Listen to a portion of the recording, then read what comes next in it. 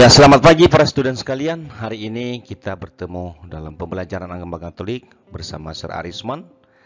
Dan hari ini kita akan masuk review untuk persiapan penilaian tengah semester. Nah, kita review bahan materi ada dua bab 4 dan bab 5.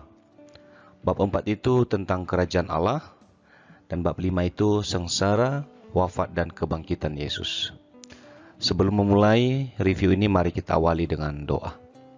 Dalam nama Bapa, Putra, dan Roh Kudus. Amin. Tuhan yang Maha Baik, kami sungguh bersyukur atas rahmat kebaikan yang selalu kami alami dalam kehidupan kami. Kami sungguh merasakan kasih-Mu yang selalu mengalir dalam pengalaman-pengalaman kami.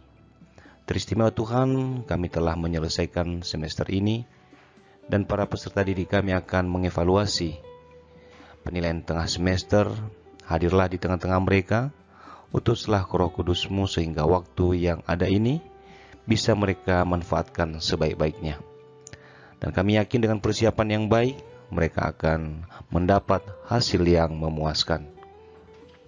Terpujilah Engkau Tuhan, kini dan sepanjang masa. Amin. Dalam nama Bapa, Putra, dan Roh Kudus. Amin.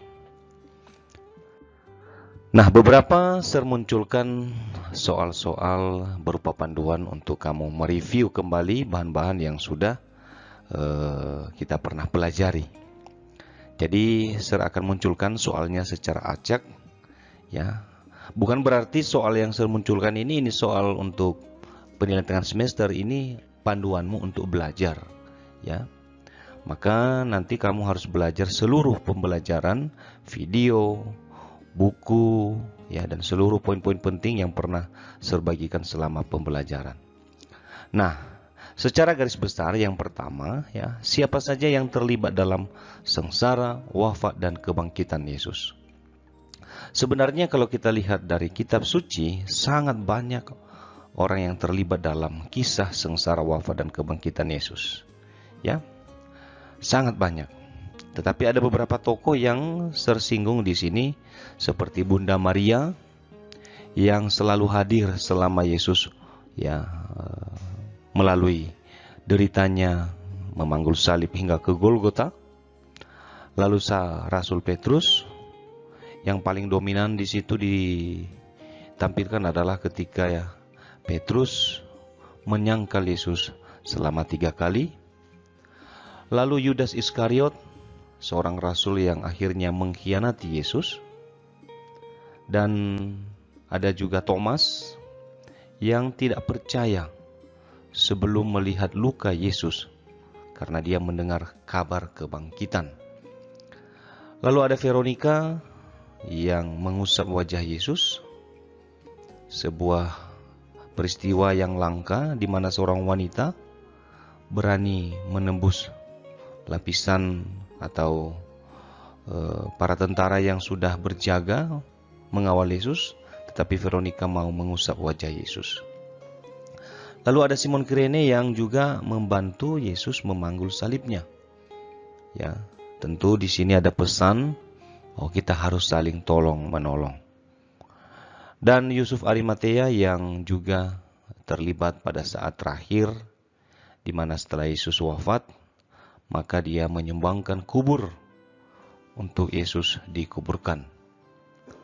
Nah, lalu ada Maria Magdalena, seorang wanita yang selama ini boleh kita katakan bahwa Maria Magdalena ini bertobat atas pendekatan Yesus secara pribadi, sehingga dia menjadi wanita yang bertobat dan tak henti-hentinya mengikuti Yesus.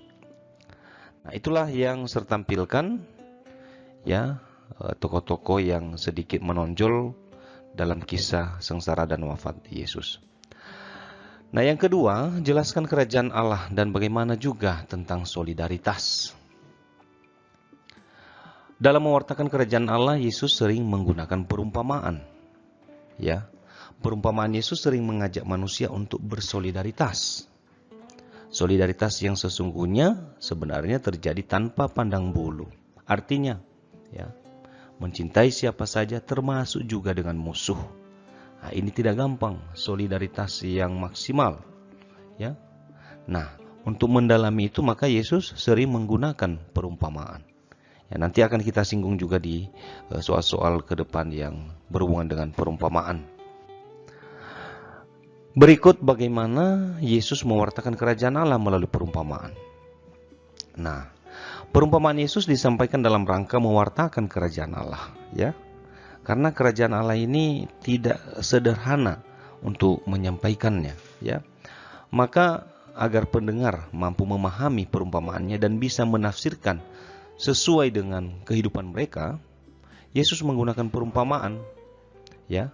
Perumpamaan yang dekat dengan kehidupan mereka sehari-hari.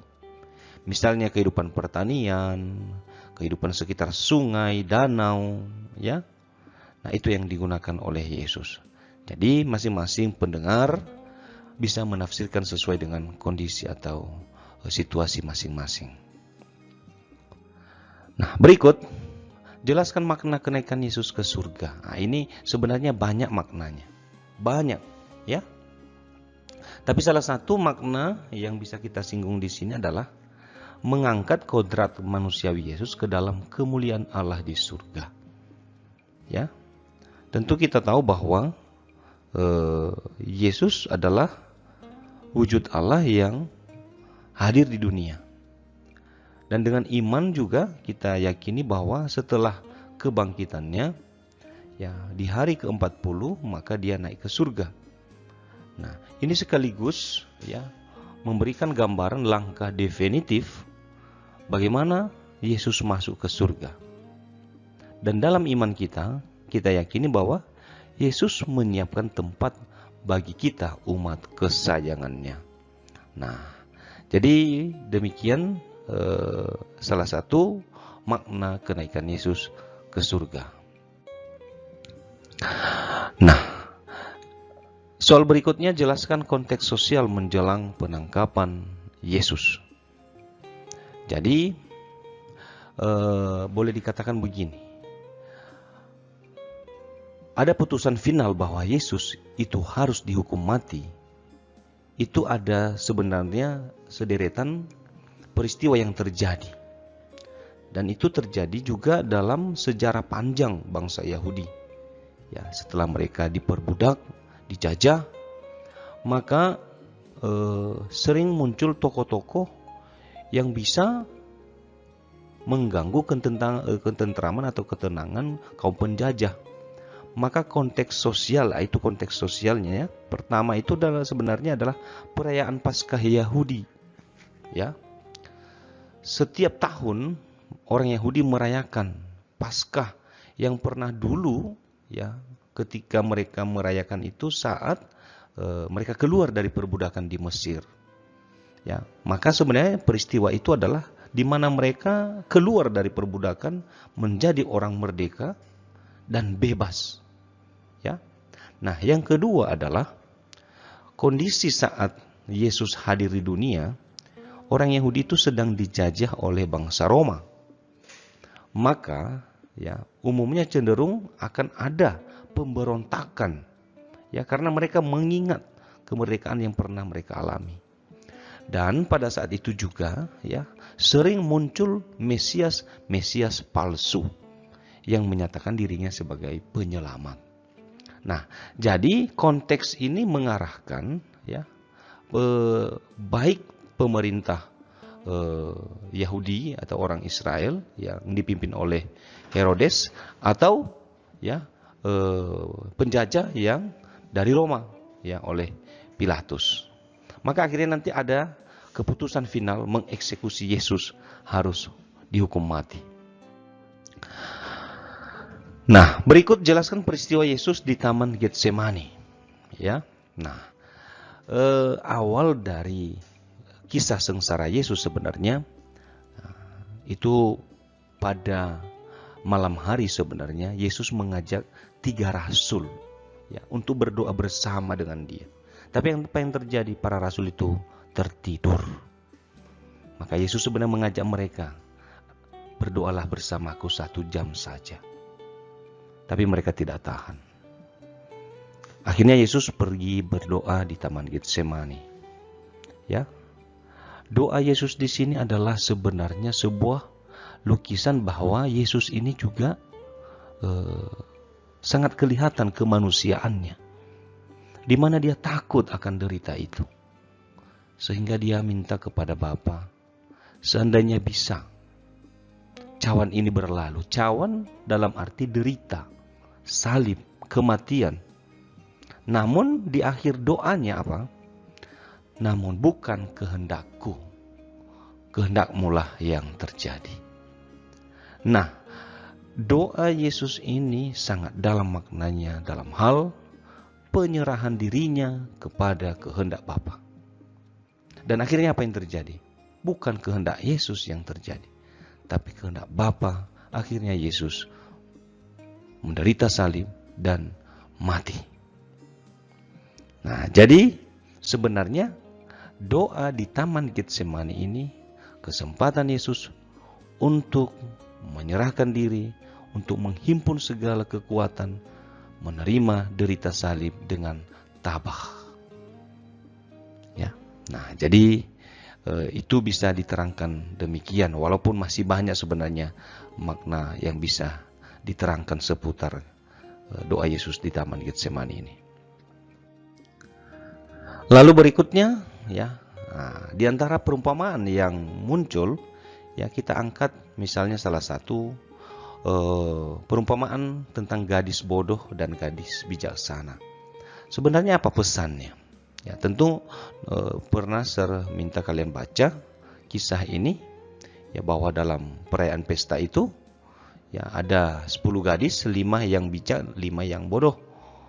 Yang bijak mereka betul-betul menyiapkan minyaknya untuk pergi ke pesta. Tetapi yang bodoh tidak. Ya, mereka ya asal aja menyiapkan pelitanya. Rupanya kehadiran sang mempelai itu tidak seperti yang diduga. Maka yang bodoh itu kehabisan minyaknya. Nah, ketika datang mempelai, ya, maka yang bijak sudah siap untuk hadir dan masuk ke dalam suasana pesta. Nah, sebenarnya makna yang mau disampaikan di sini adalah sikap berjaga-jaga dan sikap siap siaga. Mengapa? Dalam kehidupan kita ini kita tidak tahu dan tidak ada kalkulasi pasti kapan dan di mana, ya, kerajaan Allah itu akan datang. Ya, sama seperti akhirat, sama seperti juga ajal kita, tidak ada yang tahu. Dan Tuhan meminta kita supaya siap sedia, tetap berjaga-jaga.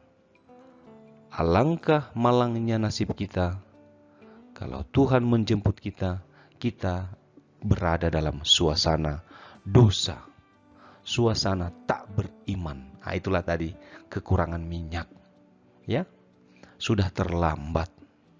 Nah, maka mari kita berjaga-jaga. Maka dikatakan di situ bijak, ya. Nah, terakhir, jelaskan alasan bangsa Israel merindukan datangnya Mesias. Nah, ini berabad-abad lamanya setelah kerajaan Israel runtuh, ya, masih ingat kan? Mulai dari kerajaan yang dipimpin oleh Saul, lalu Daud, Salomo, Yerobeam, Rehabeam. Nah, di situ mulai pecah kerajaan Israel.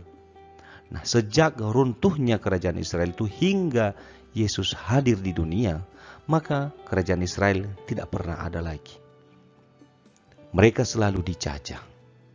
Ya, bangsa ini tak pernah lagi menikmati kemerdekaan. Maka ketika ada seseorang yang mereka anggap sebagai pemimpin, mereka betul-betul mengharapkan secara politis bahwa pemimpin itu bisa membebaskan mereka dari penjajahan, ya, dari perbudakan. Maka sangat wajar, ya, kalau mereka melihat satu tokoh, maka mereka menganggap itu seorang Mesias. Ya, boleh juga kita singgung bagaimana ketika hadir Yohanes, maka mereka menganggap Yohanes itu sebagai Mesias. Tapi apa kata Yohanes? Oh, aku bukan dia. Membuka tali kasutnya pun aku tidak layak. Dia yang datang nanti, ya, bukan seperti aku membaptis dengan air, tapi dia akan membaptis kamu dengan Roh. Nah, jadi bangsa Israel sungguh merindukan datangnya Mesias. Tapi ironinya apa? Ketika Yesus hadir, boleh dikatakan bangsa Israel yang menolaknya, dan tokoh-tokoh Yahudi juga yang membunuh dan menyalibkannya. Hanya segelintir orang yang akhirnya mengimani Yesus, itu diawali oleh para rasul. Dan akhirnya iman itu semakin berkembang hingga ke ujung bumi. Dalam bahasa kitab suci dikatakan sampai ke Roma. Roma pada saat itu adalah ujung bumi dalam bahasa geografi zaman Yesus. Maka akhirnya para rasulullah yang membawa berita itu kemana-mana tentang iman akan Tuhan Yesus. Maka sekian review kita, ya. Saya lihat durasinya sampai hampir 17 menit. Silakan dengarkan, catat poin-poin pentingnya. Yang saya sampaikan ini banyak yang tidak tertulis. Ya, mohon kamu dengar, jangan kamu andalkan yang tertulis ini saja. Ya, dan lihat poin-poin penting selama pembelajaran kita yang lalu. Maka untuk itu mari kita menutup pembelajaran ini. Kemuliaan kepada Bapa dan Putra dan Roh Kudus, seperti pada permulaan, sekarang, selalu, dan sepanjang segala abad. Amin. Dalam nama Bapa, Putra, dan Roh Kudus. Amin. Tuhan Yesus memberkatimu. Amin.